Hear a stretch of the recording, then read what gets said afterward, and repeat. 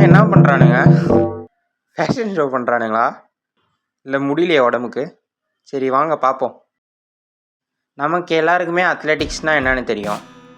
அதில் ரன்னிங்கு, ஸ்ப்ரிண்டிங்கு, த்ரோயிங்கு, அப்புறம் ஜம்ப்பு, அதெல்லாம் ஓகே ப்ரோ.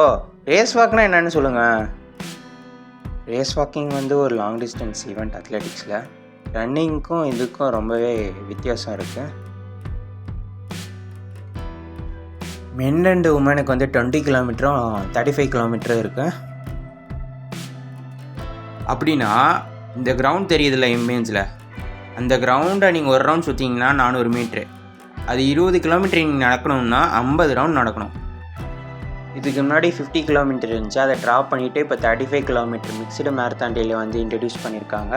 இது வந்து பாரிஸ் 2024 ஸ்டார்ட் பண்ண போகிறாங்க.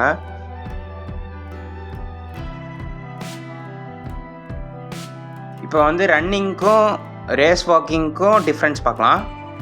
நம்ம ரன்னிங் பண்ணும்போது நமக்கு தெரியாமே வந்து லாஸ் ஆஃப் கான்டாக்ட் நடக்கும், அதாவது கிரவுண்டுக்கும் அதுக்கும் கேப் விழும். அதே மாதிரி நீ பெண்ட் நடக்கும்.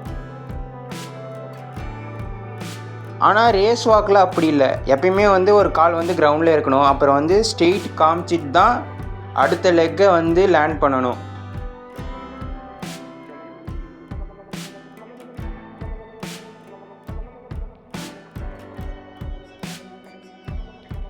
இந்த ரூல்ஸ் எல்லாம் நீங்கள் ஃபாலோ பண்ணலன்னா உங்களுக்கு வந்து கார்ட்ஸ் தருவாங்க.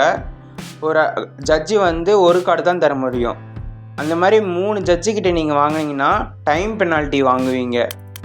20 கிலோமீட்டருக்கு 2 நிமிஷம், 35 கிலோமீட்டருக்கு 3 நிமிஷம் 50 செகண்டு அப்படின்னு கொடுப்பாங்க. அப்புறம் வந்து உங்களை விட்டுருவாங்க. திருப்பியும் நீங்கள் ஃபவுல் பண்ணிங்கன்னா உங்களுக்கு வந்து டிஸ்குவாலிஃபை பண்ணி உங்களை ரெட் கார்டு கொடுத்து அனுப்பிச்சி விட்ருவாங்க. ரேஸ் வாக்கோட கார்ட்ஸ்லாம் டிஸ்பிளே பண்ணியிருக்கேன், அதெல்லாம் பார்த்துக்கோங்க. தேங்க்ஸ் ஃபார் வாட்சிங்.